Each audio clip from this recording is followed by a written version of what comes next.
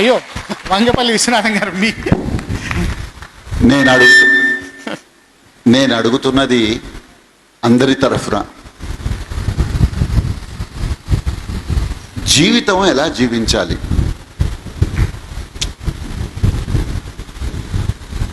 ఇప్పుడు సమయం తక్కువ కాబట్టి క్లుప్తమైన సమాధానం. ఈరోజు సంకల్పం చెప్పుకుని ఒక చక్కని పుస్తకం ఇది. నేను జీవితాన్ని ఎలా జీవించాలి, మీ ప్రశ్న అడగగానే నాకు గుర్తొచ్చింది బుచ్చిబాబు నవల గుర్తొచ్చిందండి. చివరకు మిగిలేదు. ఇదే ప్రశ్నతో ఆ నవలంతా సాగుతుంది. అందులో ఉన్న కథానాయిక ఒక కవర్ ఇస్తుంది. ఈ కవరు చిట్ట చివరికి నువ్వు ఓపెన్ చేసి చూడు, జీవితం అంటే ఏమిటో తెలుస్తుంది అంటుంది. కథ అంతా చెప్పను కానీ ఆ కవర్ అలాగే మర్చిపోతాడు.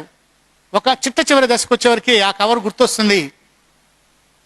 జీవితం అంటే ఏమిటో తెలుసుకోవాలంటే అది ఓపెన్ చేయమని చెప్పేసి అంటారు. కవరు ఓపెన్ చేస్తాడు, ఆతృతగా చూస్తూ ఉంటాడు. అందులో ఒక తెల్ల కాగితం మాత్రమే ఉంటుంది, దాని మీద ఏమీ ఉండదు. జీవితం ఎలా ఉండాలంటే స్వచ్ఛంగా ఉండాలి. నిద్ర లేచిన దగ్గర నుంచి నిద్రపోయే వరకు కూడా. మళ్ళీ మన తర్వాత ఎవరో వచ్చి ఈ జీవితాన్ని జీవిస్తారు అన్నంత పవిత్రంగా జీవితాన్ని జీవించగలగడమే పరిపూర్ణమైనటువంటి విషయం. సదాలోచన, స్వచ్ఛత. విస్లావా జంబోరిస్కా అని ఒక పోలిష్ పోయిటిస్ ఉంది. మొన్ననే చనిపోయింది ఆవిడ, పోయిన ఫిబ్రవరిలో. పోలాండ్ కవయిత్రి విస్లావా జంబోరిస్కా. మిరకిల్ ఫైర్ అనే పుస్తకానికి నోబెల్ ప్రైజ్ వచ్చింది 1982లో. మిరకిల్ ఫైర్ మీరు దొరికితే చదవండి, చక్కని కవిత్వం అసలు. ఆమె అంటోంది, అతను ఒక ఇల్లు కట్టుకున్నాడు. ఆ ఇంట్లోకి వెళుతున్నప్పుడు ఆ మెట్లు కూడా అతనే కట్టాడు, తన పేరు కూడా అతనే రాశాడు. లోపలికి వెళ్ళిన ప్రతి సామాన్లు కూడా తను సంపాదించుకున్నాడు. తను వెళ్ళిపోయిన తర్వాత ఆ గదిని ఎవరో వాడుకుంటారు, వాళ్ళకి సౌకర్యంగా ఉండాలి అని అంత అందంగా ఆ గదిని తీర్చిదిద్దుకున్నాడు. అతని డైరీలో చనిపోయిన మిత్రుల యొక్క ఫోన్ నెంబర్లు ఏవి కొట్టివేయలేదు. ఎందుకంటే తాను వాళ్ళని కలం ద్వారా చంపడం ఇష్టం లేదు. ఎందుకంటే వాళ్ళ మనసులో తన మనసులో వాళ్ళు బతికే ఉన్నారు కనుక. ప్రతి మనిషిని కూడా ప్రేమించేటటువంటి జీవితమే జీవితం. ద్వేషించినంత కాలం మృత్యు క్షణాలే.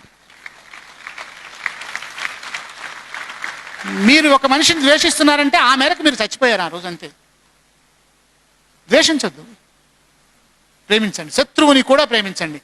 మీరు అలాగే చెప్తారు కదా సార్ మీరు శత్రువుని. ఇవాళ నాకు ఒక మిత్రులకు సంబంధించినటువంటి ఒక కథ చెప్తాను మీకు. బహుశా ఈ కథ చాలా మందికి తెలిసే ఉంటుంది, అయినా మీరు వినండి. మీకు చాలా మంది ఫ్రెండ్స్ పిచ్చి ఉంటుంది. నాకు ఉంది ఫ్రెండ్స్. ఎంతమంది ఫ్రెండ్స్ అంటే బోల్డ్ మంది ఫ్రెండ్స్ ఉన్నారు. సినిమా చూపిస్తే ఫ్రెండు, సినిమా చూపించకపోతే శత్రువు. సెల్ ఫోన్లో మాట్లాడిస్తే ఫ్రెండు, ఛార్జింగ్ చేయించకపోతే శత్రువు. ఫోన్ చేసి చెప్తే ఇట్లాంటి ఫ్రెండ్షిప్ కాదు. ఒక మల్టీ మిలియనీర్కి ఒక కొడుకున్నట్ట, వాడికి బోల్డ్ మంది స్నేహితులు ఉన్నారట. ఎంతమంది ఉన్నారంటే ఒకరోజు వాళ్ళ నాన్న అడిగారు, నీకు ఎంతమంది స్నేహితులు ఉన్నారా అంటే నాకు దాదాపుగా 10,000 ఫ్రెండ్స్ ఉన్నారన్నట్ట. నువ్వు చాలా అదృష్టవంతుడివి, నాకు 10,000 ఫ్రెండ్స్ లేరు, ఇంత జీవితం గడిపాను, నాకు 1.5 స్నేహితులు ఉన్నారన్నట్ట. 1.5 స్నేహితుడు ఏమిటి అన్నట్ట. 1.5 స్నేహితుడే నాకున్నది. ఎలాగా? నువ్వైతే దురదృష్టవంతుడు డాడీ, నాకు 10,000 మంది ఉన్నారు, నీకు 1.5 ఫ్రెండ్ ఏమిటి? 1.5 ఫ్రెండ్ ఏమిటి చెప్తాను చూడు. ఒక పని చేద్దాం, మన ఇద్దరం పందెం పెట్టుకుందాం. నువ్వు వెళ్ళి ఒక పంది పిల్లని పట్టుకురా, ఆ పంది పిల్లని చంపేద్దాం, మూట కడదాం. మూట కట్టి ఒక పసిపిల్లని చంపాను అని చెప్పి మీ స్నేహితులు ఇళ్ళకి వెళ్ళు, నిన్ను ఎవరు రక్షిస్తారో అని చూద్దాం. మా ఫ్రెండ్స్ అందరూ నన్ను రక్షిస్తారని చెప్పేట. సరే వెళ్ళు అని ఒక పందిని తీసుకొచ్చి చంపి గుడ్డ చుట్టేసి ఒక స్నేహితుడి దగ్గరికి వెళ్ళాడు. అనుకోకుండా నేను ఒక అమ్మాయిని ప్రేమించాను, ఆ అమ్మాయి పిల్లడు పుట్టాడు, ఆ పిల్లని నేను చంపేసేసాను, నన్ను పోలీసులు నా వెంట పడుతున్నారు, నన్ను రక్షిస్తావా అన్నట్టు. రావద్దు మా నాన్న ఊరుకోడరా అని చెప్పేసి 10,000 మందిలో 10,000 మంది వాళ్ళని తరిమి కొంతమంది పోలీసులకు కూడా ఫోన్ చేశారు వాడు ఇక్కడే ఉన్నాడని. నిజంగా పోలీసులు వీడు వెంట బాధ మొదలెట్టారు. పోలీసులు చేసి ఎక్కడో ఒక పసిపిల్లాన్ని శవాన్ని తీసుకొని పరిగెడుతున్నారని. డాడీ నిజంగానే పోలీసులు వస్తున్నారు, పట్టేసుకుంటారు, ఎట్లాగంటే డోంట్ వర్రీ, నాకు 1.5 స్నేహితులు ఉన్నారు కదా, వాళ్ళ అడ్రస్ ఇస్తాను, నువ్వు వాళ్ళ దగ్గరికి వెళ్ళు. ముందు 1/2 స్నేహితుడి దగ్గరికి వెళ్ళు, తర్వాత 1 స్నేహితుడి దగ్గరికి వెళ్ళు అనేసరికి ముందు 1/2 స్నేహితుడి దగ్గరికి వెళ్ళాట. తలుపు తట్టాడు. రాత్రి 12 అవుతోంది. అయ్యా నేను ఫలానా సుబ్బారావు గారి అబ్బాయినండి. ఓ, నా అర స్నేహితుడు కొడుక, నిన్ను ఎప్పుడు చూడలేదయ్యా. ఏమిటంటే, లేదండి నేను ఒక అమ్మాయిని మోసం చేశాను, బిడ్డని కన్నాను, ఆ బిడ్డని చంపేశాను, ఆ చేతిలో ఇట్లా ఉంది, ఆ పోలీసులు తనువుకు వస్తున్నారు, నన్ను రక్షించాలి మీరు. నువ్వు సుబ్బారావు కొడుకు కదా, నేను రక్షిస్తాను, కానీ కొంతవరకు ముందు ఆ శవాన్ని మా ఇంట్లో పడేసి నువ్వు వెళ్ళిపో, అంతవరకు నేను సాయం చేస్తాను అన్నట్ట. బాగుందని ఆ శవాన్ని అక్కడ పడేసి వెళ్ళాడు. ఒకటి స్నేహితుడి దగ్గరికి వెళ్ళాడు. అయ్యా నేను సుబ్బారావు గారి అబ్బాయినండి, చంపానండి, ఇట్లా మా స్నేహితుడి దగ్గర శవాన్ని పడేసేసాను, అర స్నేహితుడి దగ్గర.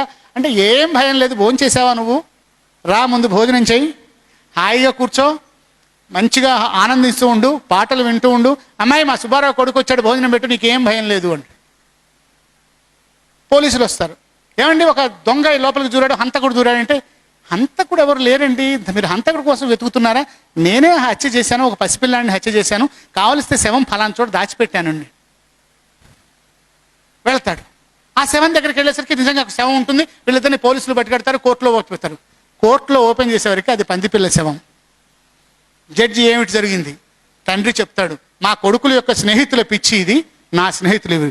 ఇప్పుడు చెప్పండి మీకు ఎంతమంది స్నేహితులు ఉన్నారు?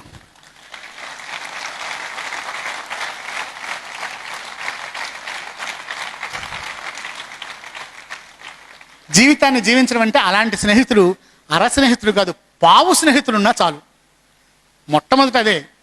మొట్టమొదటి అందరూ చాలా బాగా కనపడుతూ ఉంటుంటారు, కానీ పోను పోను మొదలు చూచిన కడు గొప్ప పిదప కురుచ ఆది కొంచెము తర్వాత అధికమగును ధనరు దినపూర్వ పరభాగ జనితమైన ఛాయపోలిక కుజన సజ్జనుల మైత్రి అంటాడు భర్తృహరి.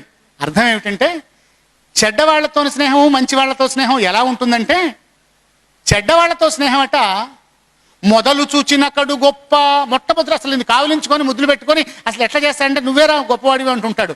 ఉదయకాలపు నీడలాగా ఉంటుందిట. ఉదయకాలపు నీడ సూర్యుడికి ఎదురుగా నించోండి, మీ నీడ చాలా పొడువుగా అవుతుంది.